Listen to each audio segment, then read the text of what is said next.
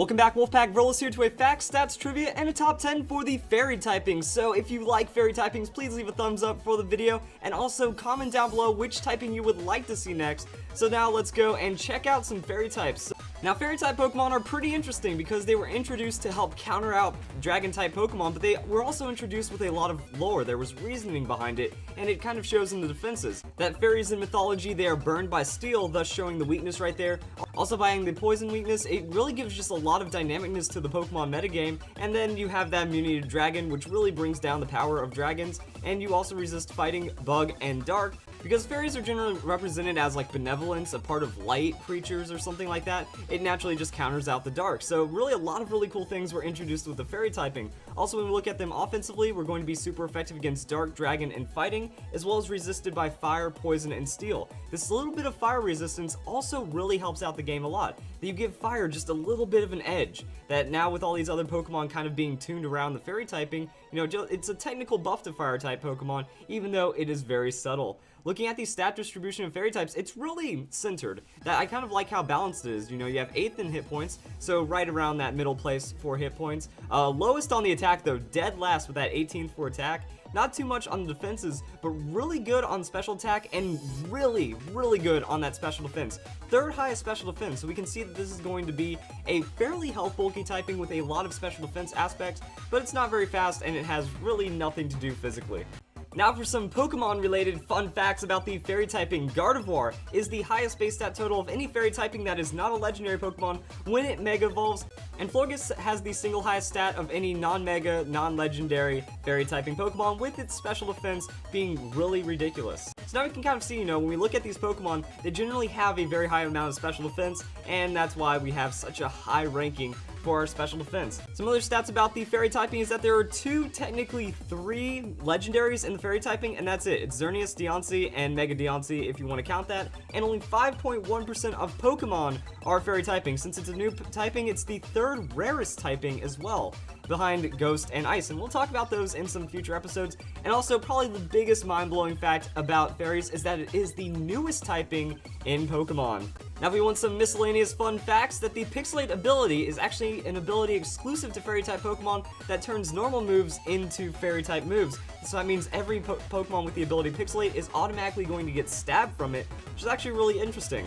Also, in Generation 6, with the introduction of the fairy typing, 3 moves were changed from a different typing to the fairy typing, and they were all normal type moves, and they were all status moves as well. These moves were Charm, Moonlight, and Sweet Kiss. And a final little bit of trivia is that Togetic and Togekiss are the only Pokemon that are primary fairy type Pokemon with a dual typing. So that means they're classified as a fairy typing, then they're dual typing. And one last fact is that if you played Pokemon Stadium, you will never ever forget this.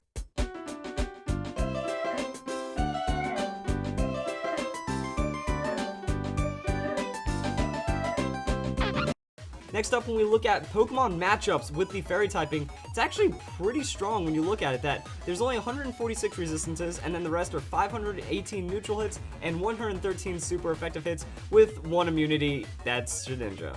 Adding the dark typing makes it to where you're only resisted by a fairy steel typing, and adding ghost means that you're only resisted by a normal fire typing. So very few Pokemon with any of these combinations, and I for one personally found that really interesting. Alright, so now let's do it. Let's hop into Pokemon Showdown and look at the top 10 fairy type Pokemon. So let's just get right into this list with number 10 being Mega Gardevoir. Now Gardevoir got some insane buffs in the 6th generation. We've already seen how powerful the fairy typing is. So becoming a psychic fairy typing, just really good, and it also got a Mega Evolution, which boosted stats really well. And the Pixelate ability, so now it can use a move like Hyper Voice, gain ridiculous amounts of boost. So Hyper Voice is going to have a base power of 90, the Fairy Stab applies, and then it gains 30% more damage. So Hyper Voice just becomes insane. Gardevoir also gets Psyshock, which means that you don't get specially walled because Psyshock counts as physical damage, and it also gets stabbed. Gardevoir also likes using Calm Mind, and then you can have the last little bit right here for like Destiny Bond or some kind of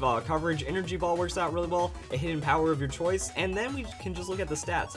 165 special attack with all this super boosted power. It's going to be very powerful. Really, the only drawbacks to Gardevoir are the fairly low hit points and the not super sweeping speed. That 100 base speed is good, but you can get outsped, and you do have a fair amount of weaknesses. So it doesn't make Gardevoir the strongest fairy typing, but it's still a very strong fairy overall. Number 9, we have Florges. Now, Florges got a really good buff in Omega Ruby and Alpha Sapphire, that now it has tutor access to Giga Drain and Synthesis, so reliable sustain.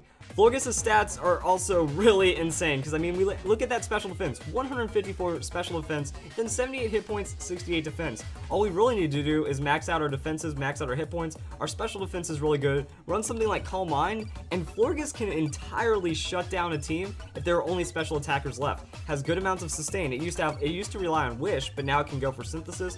So with that, you just kind of add Moonblast to the list, which is the most powerful fairy typing, and also a very powerful attack in general. That a lot of the basic elemental moves like Thunderbolt, Ice Beam, Flamethrower, they got nerfed from 95 base power down to 90. Moonblast was introduced as a 95 base power special attack, and also its secondary chance has a 30% chance of activating, which is really strong. So then we just add like Giga Drain, and now we have ridiculous amounts of sustain, ridiculous amounts of tankiness, throw in leftovers, throw in whatever you want. I personally think that a Key Berry is what you want in this situation. You take that physical hit, you get a defensive boost on top of it, and then you just go for ultimate sustain and becoming unkillable. That as a pure fairy typing, you only have to worry about the 2 weaknesses as well. So Florges is indeed very powerful. Next up, we have number 8, which is going to be Azumarill. So Azumarill is very powerful because of its huge power ability. So when we look at stats, we don't really see too much. Like 100 base hit points is great, but what else are you going to do with it? So the interesting thing about huge power is that it's going to double your attack. So say we go Adamant Nature and then we max it out. Suddenly we have a Pokemon with 100 base hit points and 150 base attack. Why isn't it 100? Well, because whenever it doubles, it's also doubling the EV investment. And if you don't believe me, check out Groudon. 438 attack at level 100. When we double 216, we're just 2 points shy of it, so it's like a 148 or 149 base attack with Azumarill. So now we have a Pokemon that has a ton of hit point bulk and access to Belly Drum. So what you can do with the Azumarill is just run it as either an Aqua Jet Pokemon, then you Choice Band it with Aqua Jet, or you throw on a Citrus Berry. Citrus Berry with a Belly Drum means you're going to have 75% of your hit points after using it, as long as your hit points are even, because now you drop to 50%, Citrus Berry activates, and now you're at +6, so you're getting 4 times your attack on top of the huge power, so it's like 8 times this base 50 attack. Then you can throw out a priority move like Aqua Jet and still find neutral effective KOs. It's pretty scary and pretty powerful, so Azumarill can set up, it has a lot of hit point bulk, and it's very difficult to knock out sometimes, which is why it's number 8, but at the same time, if it gets outsped for having a very low base speed or survives the Aqua Jet, it is in trouble. Number 7 is going to be Klefki. Klefki has one of the best typings in the game, honestly, that a Steel Fairy typing has a lot of really good resistances, and it's only weak to Fire and Ground.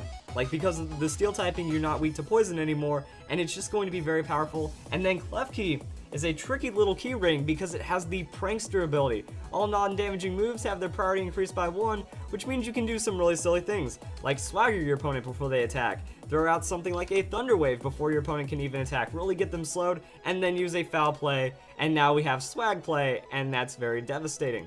We can also look at Klefki and see that while it isn't super tanky, if we invest into its defenses, we invest into its hit points, it becomes rather bulky, and also in Omega Ruby and Alpha Sapphire, got the tutor move Recycle. So Recycle is going to make it to where you can kind of refresh something like a Citrus Berry. So now we're able to restore a quarter of our hit points on demand while the opponent is hitting themselves for super amounts of damage or getting foul played, and since foul play calculates with the opponent's attack, it doesn't matter how low your attack is, this strategy can honestly shut down entire teams and get a lot of kills if luck is on your side, which is pretty crazy. Also, Klefki has access to Iron Defense and Calm Mind.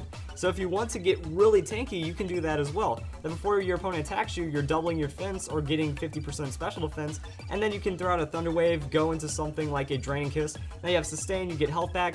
Klefki can do some really cool things with that Prankster, and then in doubles, it's the ultimate support. I could do a whole 20-minute video on what Klefki can do, but overall, you know, you have Safeguard, you have a lot of coverage from that Prankster, you can be a support, you can go offensive, you can become a tanky sweeper. It does a lot of really scary things, and if you let it set up, that could be game over right there from a keyring. Who would have thought? Alright, number 6 is going to be Whimsicott. Now Whimsicott, another fairy prankster Pokemon that also doesn't really have too much bulk, but if you invest into it defensively, it does a lot of scary things. The reason why Whimsicott is lower on the list than Klefki is because it has better sustain options. It can do something like a Leech Seed, then hide behind a substitute, and really cause a lot of disruption and chaos for the opponent. It also has the fastest taunt in the game, because with that 116 base speed and Prankster, fastest Prankster Pokemon, fastest Taunter, you can't really do anything to keep up with it, so now you can shut down any of your opponent's setup if you wanted to with this Prankster Taunt, while also throwing out Leech Seed, Substitute, and doing a lot of really scary things from there. Also gets access to Giga Drain and doubles. It can be Tailwind. It really has a lot of diversity, and if you want to get really mean, it gets Cotton Guard. So now you can just kind of set up your defenses really high, heal up a lot from Leech Seed, throw on a Leftovers, sub out any of their status, and then just throw out Taunt for ultimate support. And there are a lot of different variations that this Pokemon can do, and it's just a very scary Pokemon. It can lock you down with Encore before you even attack. It's fast, it's Prankster, and it creates a lot of disruption. It's not going to go for a huge sweep, but it can really do a lot of damage while it's on the field, and then you can switch it out and just make magic happen. Alright, so number 5 is going to be Sylveon. Sylveon's really good because when we look at its stats, it got an amazing distribution. So an interesting thing about evolutions is that they all have the same base stats. There's a 95, there's 265s, 160, a 130, and 110. With the way that Sylveon is broken down, the 95 in hit points means that's going to be a very tanky Pokemon. The 60 in speed and 65 in attack means that we're not going to be using it that way, so those points aren't really wasted anywhere else. Really, opponents are going to have a hard time knocking you out with special attacks. Even something like a Sludge Bomb or a Flash Cannon, a Sludge Wave, is going to be very hard to knock you out with, and then 110 special attack. So now we just tank up a hit, and then we throw out something crazy. Oh, by the way, it also gets Pixelate. So now we have a Hyper Voice that's getting all that damage boost with the 110 attack. We can carry something like Choice Specs, which brings our damage higher than Mega Gardevoir, and we still have a lot of that hit point bulk. And then we hit both opponents in doubles. So in doubles with support, it cleans up ridiculously, and in singles, it can just kind of come in and do a lot of really shenanigans with damage. It also has Calm Mind and Stall sets, so Sylveon does have a lot of good diversity and a lot of craziness. Alright, number 4 is going to be Slurpuff. Slurpuff, why you don't look at this? You look at this Pokemon, just some cotton candy with okay stats. When you break down what this Pokemon can do, it becomes very terrifying. It has the Unburden ability, so whenever a held item is lost, its speed is doubled, and then we can just kind of play around that even more. So we look at something like a base 72 speed, we invest just a little to it, and now we're going to be outspeeding 135 base speed Pokemon and getting into like the top 20 or so fastest Pokemon. We can also go into attack and then some hit point investment. So now we're tough to knock out. We have some damage, but it's not a lot of damage until you factor in Belly Drum. So Belly Drum on Slurpuff is going to be the same thing as a Azumarill, but better. The reason why it's better is because with the Citrus Berry, we're consuming Citrus Berry, so we're getting our immediate Unburden boosting. We need to make sure we have even hit points so we can just kind of distribute the stats around. We have decent base defensive stats, so we can tank up that hit from 75%, and then we just go to town. Now Slurpuff has Play Rough. So that's going to be a stab Play Rough that pretty much knocks out almost anything, and Drain Punch. In Omega Ruby and Alpha Sapphire, Slurpuff got something unbelievably broken. Drain Punch recovers 50% of the damage dealt. The reason why this is so powerful is because Play Rough is walled by Steel-type Pokemon. So now you just throw out the Drain Punch, and that's going to hit Steel-type Pokemon super effectively, and then you can run something like Return. Return is also going to let you hit Poison-type Pokemon, so between this, you can one-shot many different Pokemon, except for maybe an Aegislash or something like that. Now, personally, you can also add a little bit of flair with Aromatherapy. Aromatherapy is going to cure all the status on your team, as well as if you get burned or paralyzed, use Aromatherapy for yourself, you come back just as strong, and it's KO City from there. Slurpuff does get its setup going, and it doesn't have anything that is resisted by. You pretty much win the game immediately. That's how Slurpuff works, and it just takes one turn of setup, so very scary Pokemon right here. Next up, number 3, Togekiss. Togekiss. We know why it's here. We all know why Togekiss is here, because it kind of revolutionized how the game can be played. It really just brought a lot of different ideas that are really RNG based, but the idea is lockdown. So you throw out a Thunder Wave, then Air Slash boosted Stream Grace means that they have a 60% chance of being flinched and a 30% chance or 25% chance of being stopped by the paralysis, and then you just go to town on them. That you can also use it for nasty plots setting up and just start scoring KOs, and it also has Roost for sustain. So this Pokemon just gets really silly. And then when we look at stats, kind of like Sylveon, we don't have attack, we don't really care too much about speed in a lot of cases. So now we just have hit points, defense, special defense. So now we tank up a stupid amount of hits while we're setting up on them. And then a 120 base special attack with our stab Air Slash. Togekiss does a lot of scary things. Also, if you want to get really scary, you just use a Choice Scarf. Choice Scarf with that 80 base speed means that all we have to do is max out our speed, max out our special attack, we can run Modest, and now we're outspeeding a lot of Pokemon. And we don't run Thunder Wave, we can like run other things like a Flamethrower. We get access to Flamethrower, so we can kill off Pokemon like Ferrothorn, throw in a Hidden Power Ice to handle dragons, but our main thing right here is going to be Air Slash.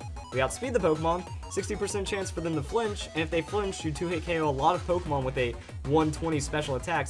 So now you have a 60% chance to 2-hit KO Pokemon and not take any damage. Also, with your natural defensive bulk, even without investing, you're still a 3-hit KO in a lot of situations. So this has a lot of forgiveness, is a way of looking at it. Air Slash doesn't flinch, Air Slash then KOs. Air Slash doesn't flinch, Air Slash then KOs, and then you just keep using Air Slash, and sometimes you can get 3 or 4 KOs just off of Air Slash going through it, and if your opponent doesn't have a resist, then they're in trouble. If they do have resist, you just bring in different Pokemon, save Togekiss for when their tank is gone, and then it's an easy sweep from there. So Togekiss, very, very terrifying.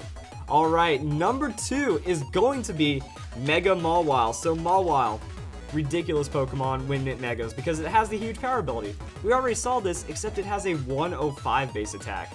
So now when we add all of our crazy stats into this, that we get close to 680 in an attack for doing nothing.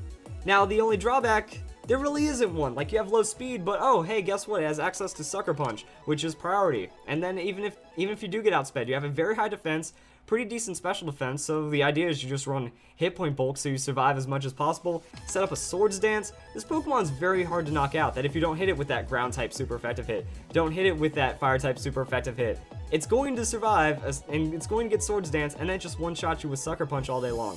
Even then, it has Iron Head for stab coverage, so it takes out other fairies really well, while also resisting other fairies really well because of that steel typing, and then it has Play Rough. So anything that, if your opponent is trying to play around the Sucker Punch by stalling it out, just using status moves, you throw out a Play Rough, and then a +2 Play Rough with your huge power boosting. Yeah, not too many things are going to survive that, and Mega Mawile can get the sweep if you let it set up that Swords Dance, and it's only one turn for the Swords Dance, so that can be pretty crazy. Then you have to do a lot of mechanical outplays, or burning it.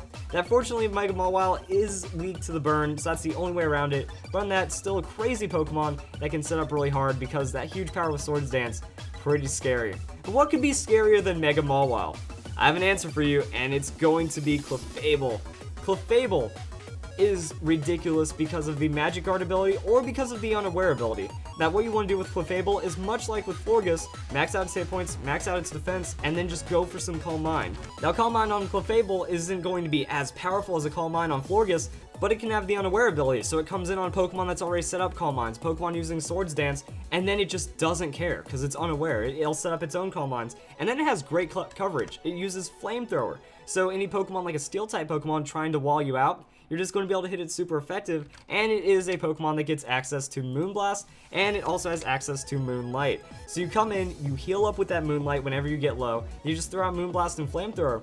It's really easy for Clefable to get set up, because with this defensive investment, you go with something like a Bold Nature, and then you just look for that opening. That if your opponent has a special attacker on the field, or something that isn't going to hit you super effective, you go for Calm Mind. They switch out, or even if they don't, you go for another Calm Mind. Even at the +2, now you're looking at one-hit KOing anything that comes in.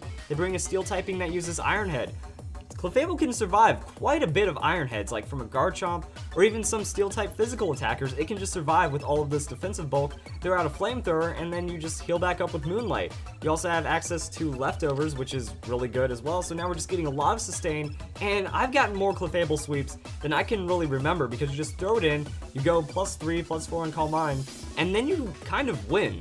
That, again, it's another Pokemon if you play around it really well. Okay, he has a Steel type, he has a Poison type. I'm just going to bring things that stop that, throw in Clefable, and now I win. So Unaware is going to make it to where if you don't want your opponent setting up against you, you bring in Clefable, or you have Magic Guard. That way if they have stall aspects on their team, they throw out a Toxic, it doesn't do anything to you. They throw out a Burn, it doesn't do anything to you. So now you can get through all of that stall aspect, set up your Calm Minds, and then you win like we already talked about before. So just the sheer efficiency of Clefable causes it to be one of the best Pokemon in the game, and that's what I've got to say. So I hope you guys enjoyed this video, top 10 fairy typing as well as some fairy typing trivia. I hope you all have a nice day.